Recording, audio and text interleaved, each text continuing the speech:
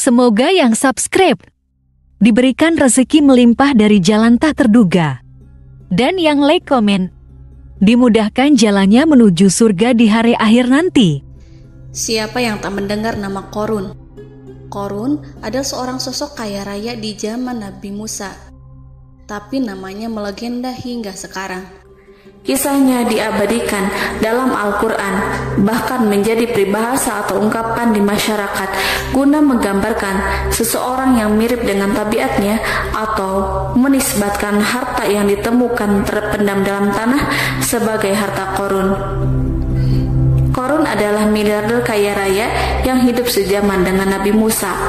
Saking kaya rayanya, Qorun setiap kali keluar dari rumahnya, ia didampingi dengan 300 pelayan laki-laki dan 300 pelayan perempuan. Qorun juga dikawal oleh 4.000 pengawal yang diiringi 4.000 binatang ternak, ditambah 60 ekor unta yang khusus membawa kunci-kunci guna penyimpanan harta kekayaannya itu. Itu dilakukan semata-mata sebagai bentuk kesombongan bahwa dialah manusia paling kaya, paling terhormat, dan memiliki pengikut setia. Ia merasa lebih mulia dibandingkan Nabi Musa alaihissalam.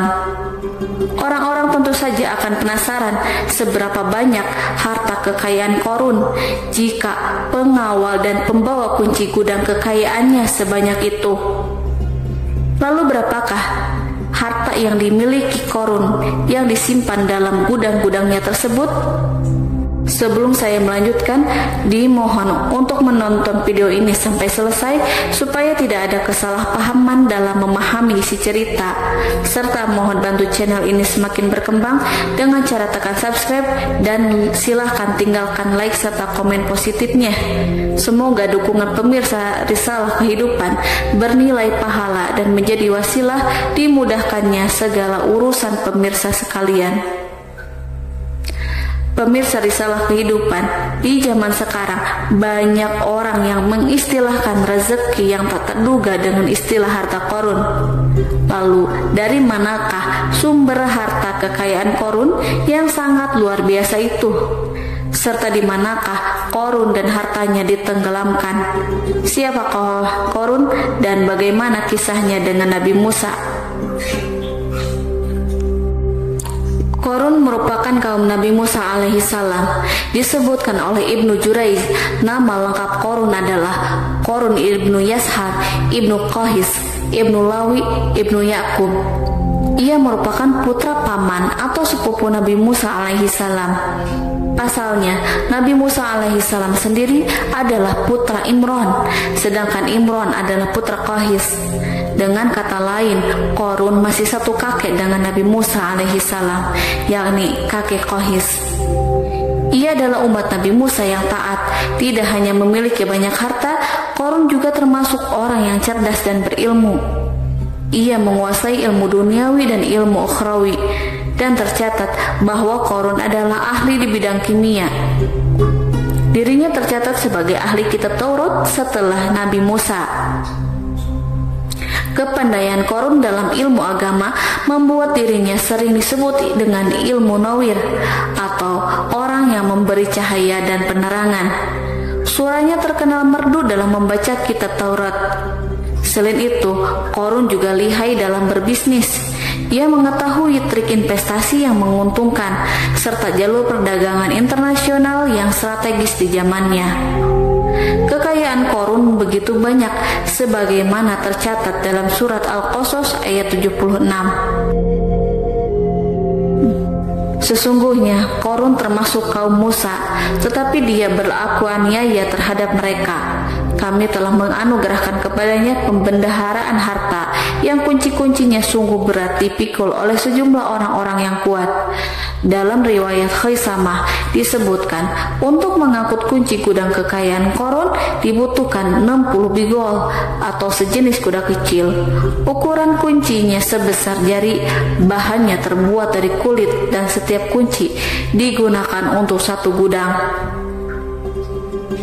Maka keluarlah Qorun kepada kaumnya dalam kemegahannya. Para ulama tafsir menjelaskan, Korun keluar dengan baju mewah diiringi dengan 300 gadis berbaju merah dan 4.000 kendaraan kuda. Tak heran iring-iringan Korun itu mengundang decak kagum mereka yang gandrung terhadap harta kekayaan. Sebagaimana yang terekam dalam Al-Quran, moga-moga kiranya kita mempunyai seperti apa yang telah diberikan kepada Korun. Sesungguhnya ia benar-benar mempunyai keberuntungan yang besar. Quran Surat Al-Qasas ayat 79. Namun tak sedikit kaumnya yang mengingatkan, dan ingatlah ketika kaumnya berkata, janganlah engkau terlalu bangga. Sesungguhnya Allah tidak menyukai orang-orang yang terlalu membanggakan diri atau disebut farihin.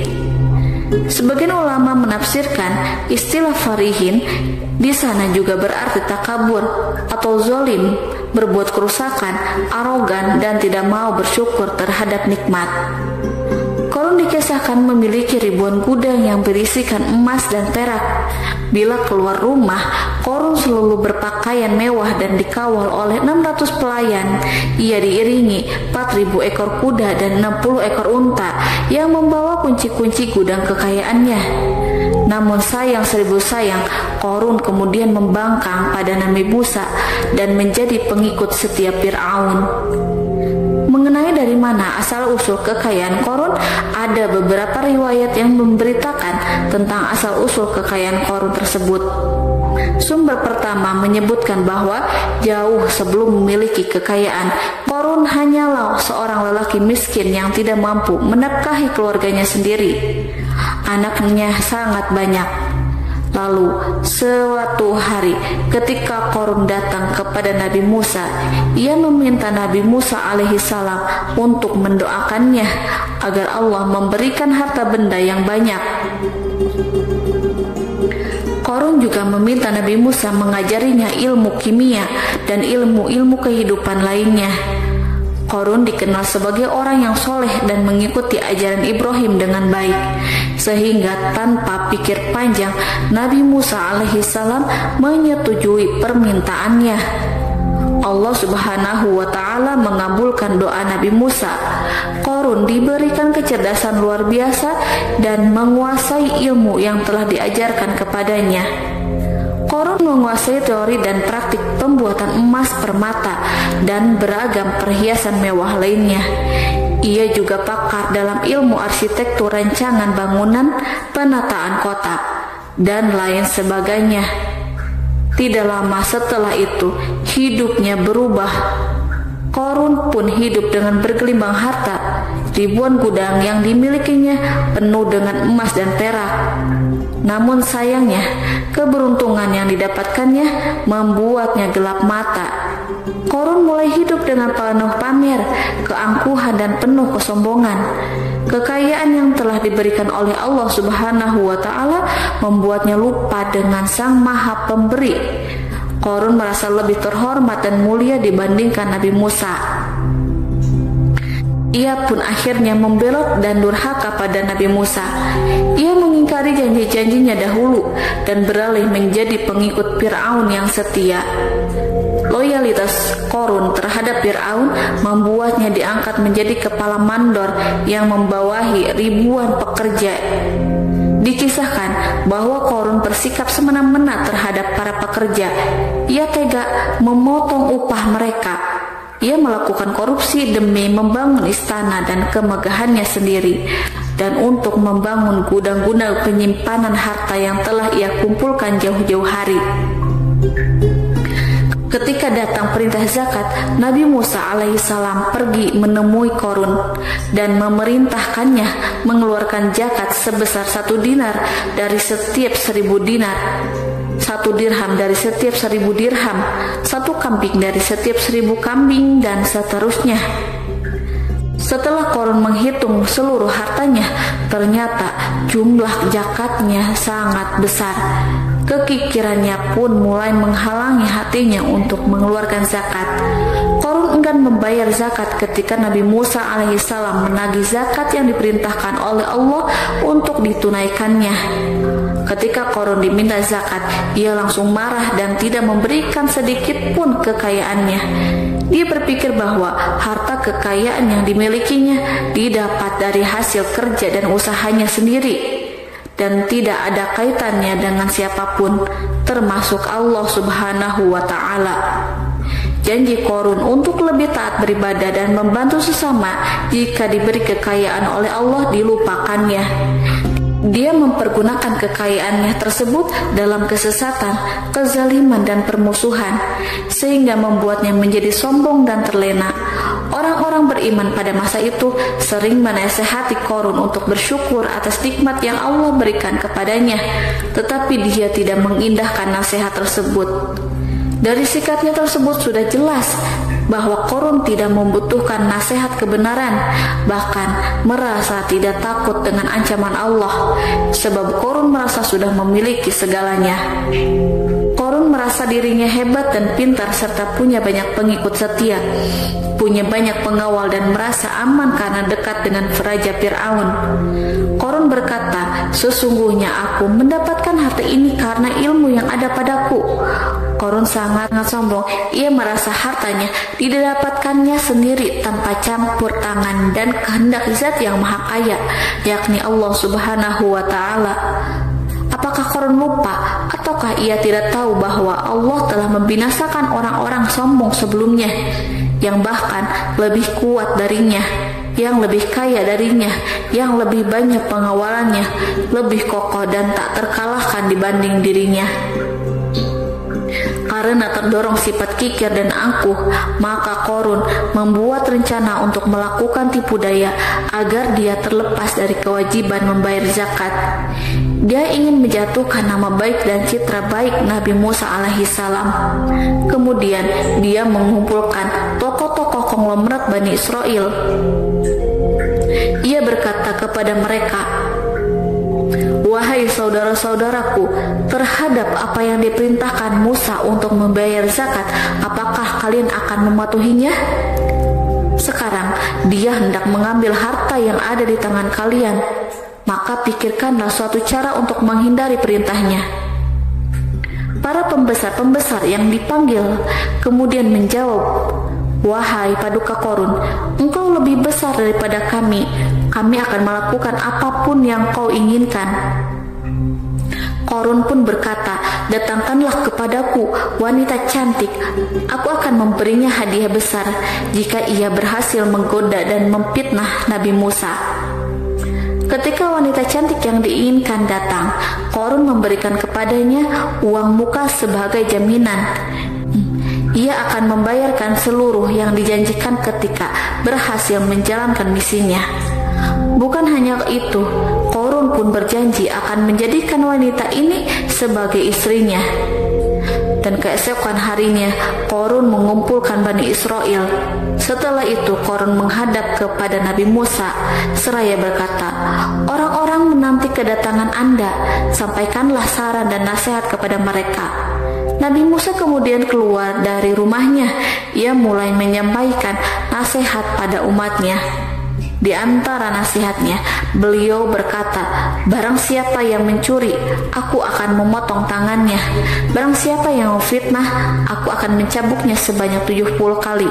Barang siapa yang tidak mempunyai istri dan dia berbuat zina, maka aku akan mencambuknya sebanyak 70 kali.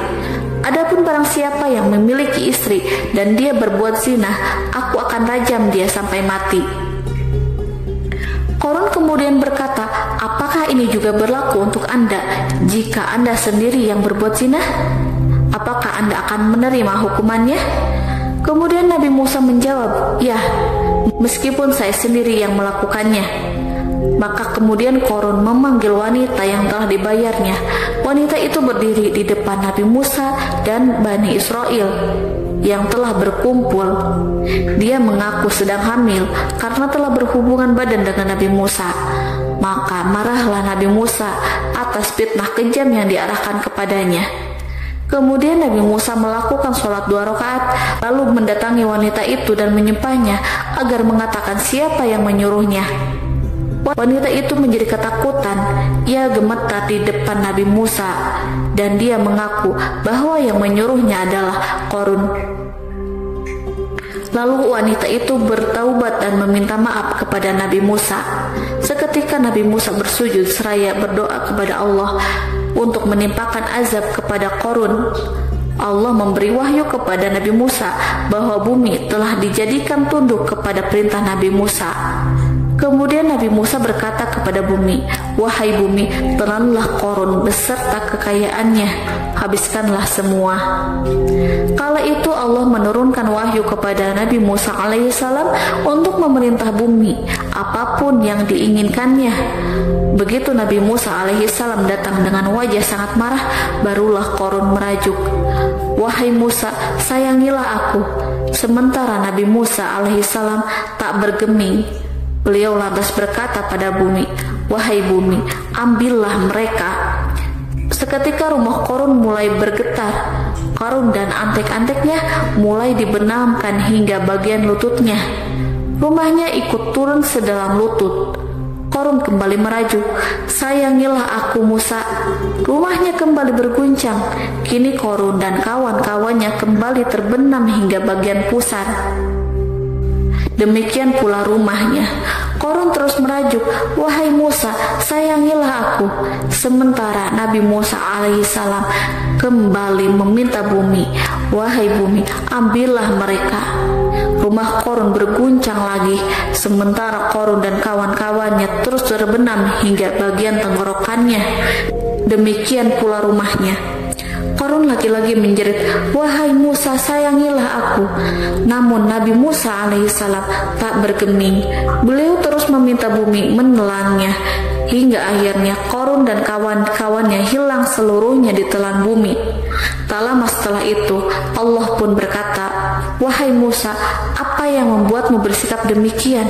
Padahal demi kemuliaanku, andai dia Qarun berdoa kepadaku, niscaya aku akan rahmati.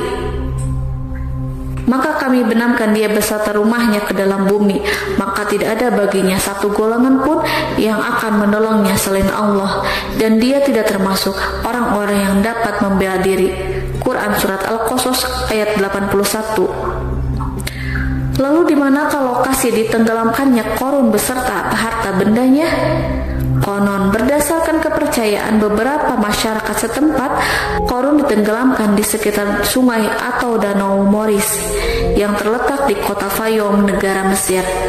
Qarun konon mendirikan istana dan di tempat itu pula ia ditenggelamkan. Dahulu Qarun berkeinginan membangun sebuah istana, namun tidak diizinkan oleh Fir'aun jika istana itu dibangun di samping istana Fir'aun. Terlebih Qarun juga tidak ingin membangun istana di tengah pemukiman Bani Israel yang terletak di tanah Jasan. Fir'aun pun memberikan tanah di wilayah Fayum. Kemudian di tepi sungai Fayum inilah Qarun membangun istananya yang megah dan di dalamnya membangun Al-Kunuz atau gudang penyimpanan harta berisi emas dan perak. Salah satu bukti arkeologis yang dapat dijumpai di lokasi tersebut adalah runtuhan bangunan yang diduga sebagai tempat tinggal Qarun yang berjarak sekitar 2 km dari Danau Qarun. Menurut beberapa sumber, bangunan yang masih berdiri kokoh tersebut adalah benteng yang dibangun oleh Qarun. Namun, ada juga yang mengatakan bahwa bangunan tersebut adalah tempat tinggalnya. Wallahu a'lam bishawab.